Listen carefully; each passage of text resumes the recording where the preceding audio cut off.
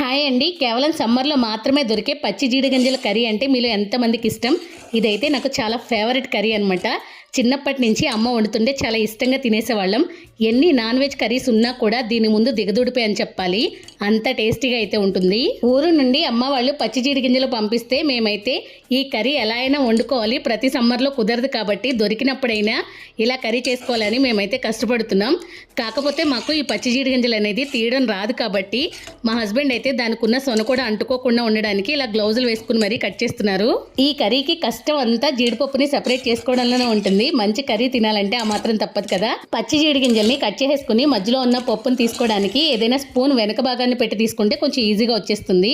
అలా తీసుకున్న తర్వాత వేడి నీళ్ళలో ఈ పప్పును వేసుకుని కాసేపు ఉంచి పైన ఉండే పొరని ఈజీగా అయితే తీసేయచ్చు.